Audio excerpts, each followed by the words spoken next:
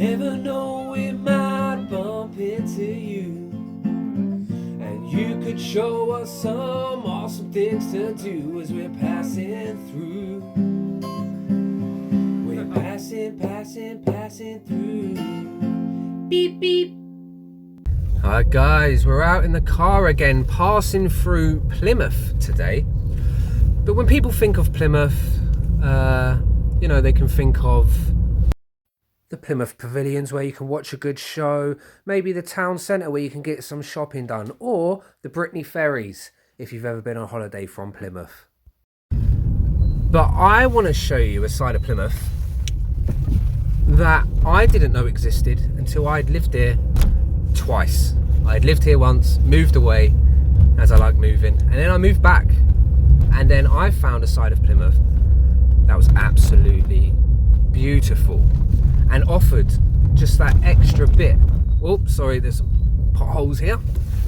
It just added that extra bit of beauty. Like, I love the city life. I grew up in London for 18, born and bred in London for 18 years, and then moved again when I was 21 back there for a year.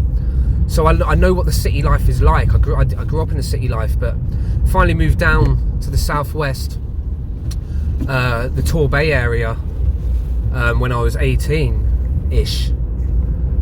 But Plymouth was a city, the ocean city, and parts of Plymouth where I lived were just about the city. They were just about having the latest shops for Devon, and having the new takeaways. Just kind of like a smaller version of London or Bristol, if you've ever been to Bristol. It was kind of just like that until I started exploring, and this is what I found. I hope you enjoy. So let's take a look and pass through Plymouth. Beep, beep. Can you hear the road? It's calling me. I got the steering wheel in my hand. I'm free.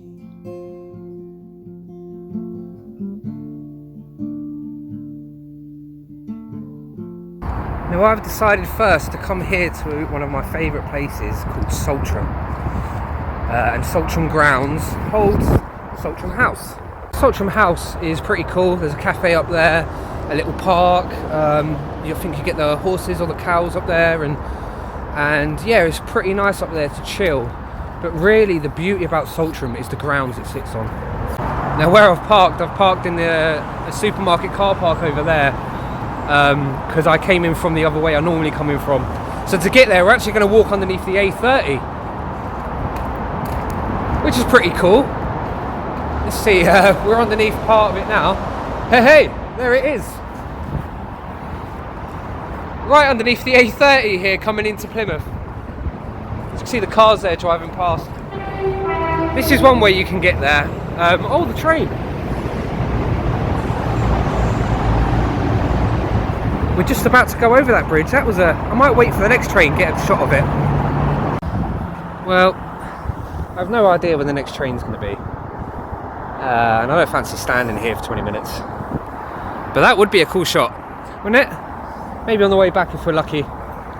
Yeah, we'll see. Just coming down now. This is one entrance to Saltram House, Saltram Grounds over here. The other entrance is over there, which is an absolute beautiful walk.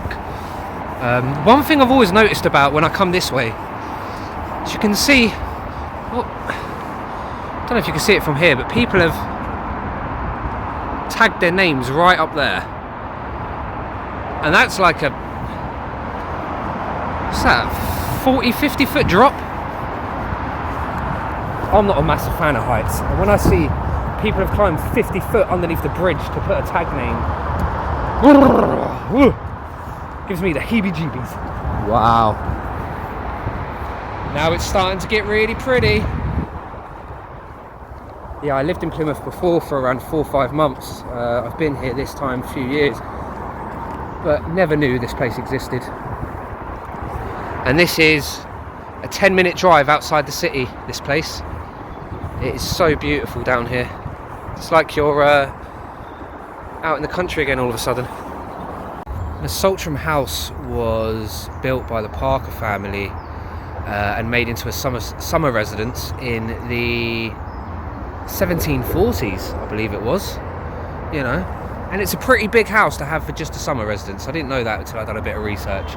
But yeah, 1740s, Parker family moved to Saltram, and obviously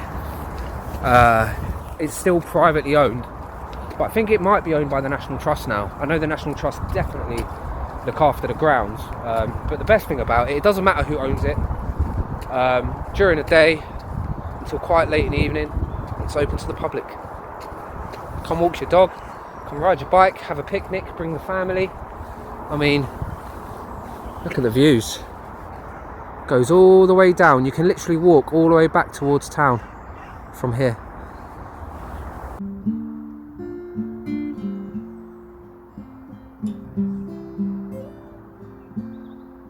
When I see the sea, I feel free.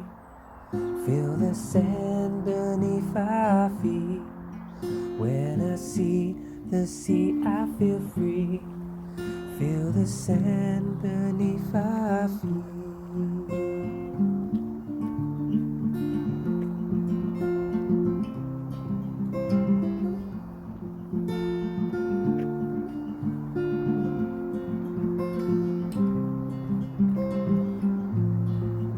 When I see you, I feel free. Feel the love you give to me. When I see you, I feel free. Feel the love you give to me.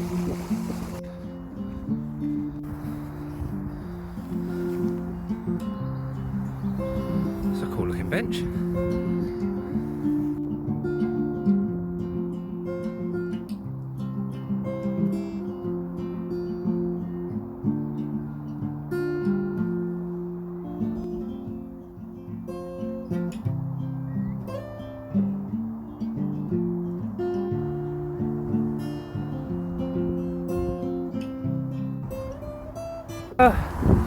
The weather seems to be turning a little bit, which is never a problem, but these kinds of places are always more fun when the sun's out and it's warm.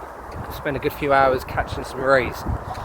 But yeah, that was Saltram. That was our first stop. Beautiful, beautiful part if you want to come and relax. But if you're into your history, I'm about to take you somewhere that's pretty amazing.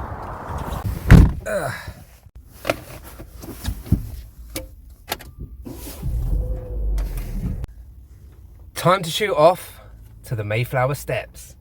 Beep beep.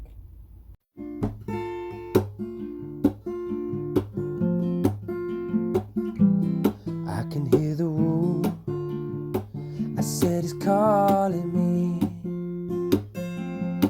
I got the steering wheel in my hands. I'm free. I can hear the road. I said it's calling me. I got the steering wheel in my hands. Now I'm free.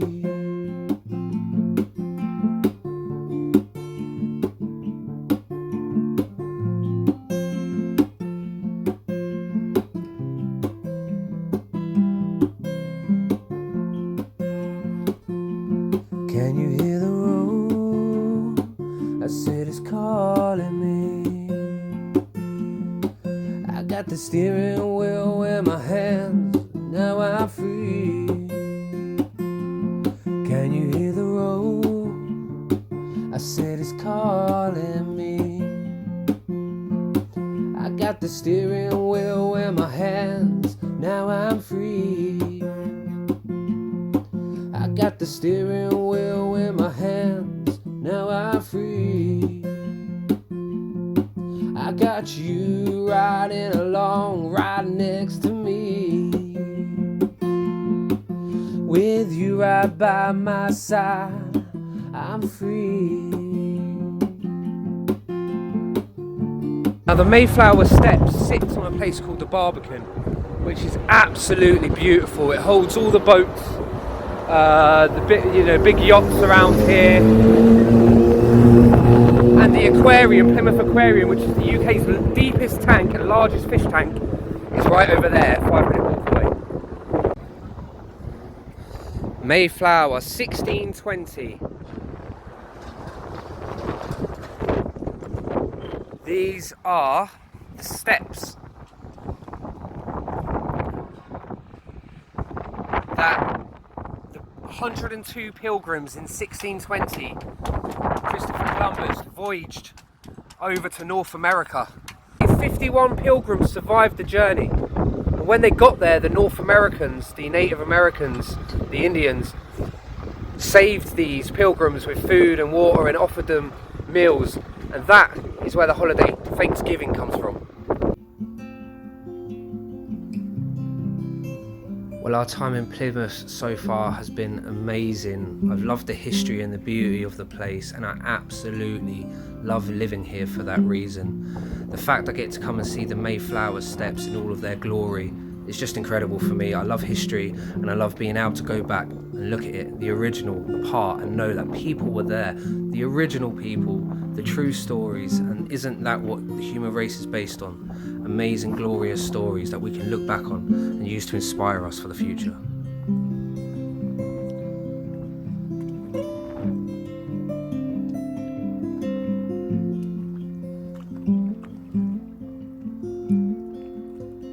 Well, the journey will be over shortly, sadly, but not before we have a little drive through town and see a few of the other things that Plymouth has to offer. So for now, Mayflower Steps, I salute you. Let's carry on with our journey. So that was the Mayflower Steps. Great bit of history there in Plymouth. But now they're going to have a little drive around the area and just show you how beautiful it is around here. Enjoy.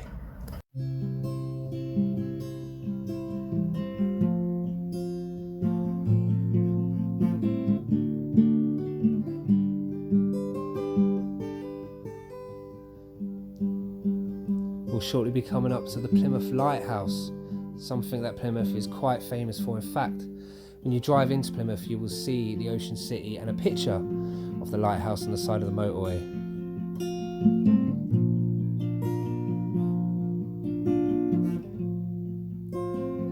This area, personally, around the Hoe and the Barbican, is definitely a favourite of mine and the family's. There it is! There's the lighthouse! Hey!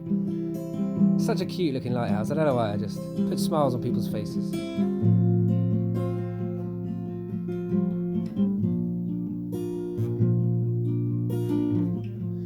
You can pay to go up to the top of it and have a look. I haven't done it yet, but it's on the children's wish list, which means it's on our wish list, so it will be done this summer, I guess.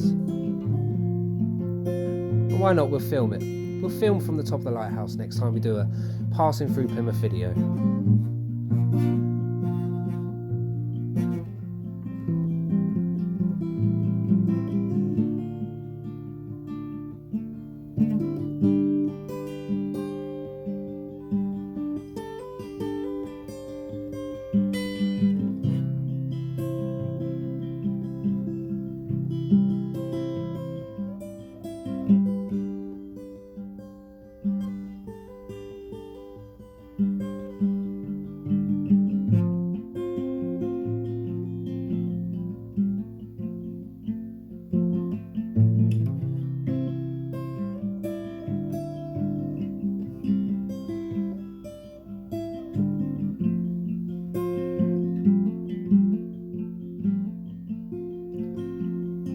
Coming up to the Brittany Ferries port, you can get boats from there across to Europe, Spain, France and all the other great countries for a little getaway.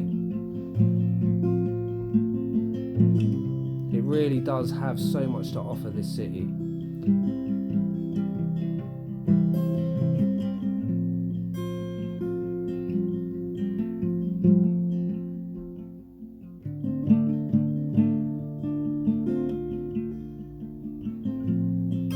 Going past the Continental Hotel. I've stayed there once and they've got a beautiful indoor swimming pool and spa room and gym. Actually, yeah, there's a gym next to the pool. Can't forget the good old gym.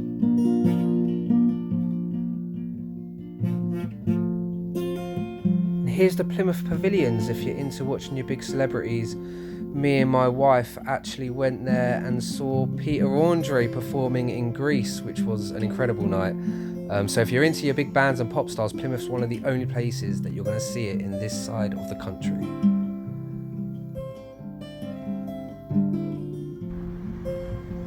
There's a museum here called The Box, which has obviously all the normal artifacts, dinosaur bones, times from the Egyptians, and a lot of history on Plymouth.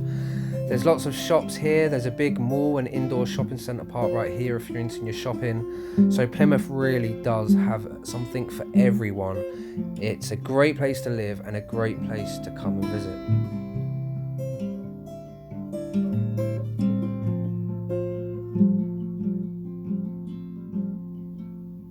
Really enjoyed passing through Plymouth with you guys. We've seen some beautiful places and some amazing things. I cannot wait to see where we go next. Until next time, love you all and see you soon. It's never goodbye, we'll pass through again.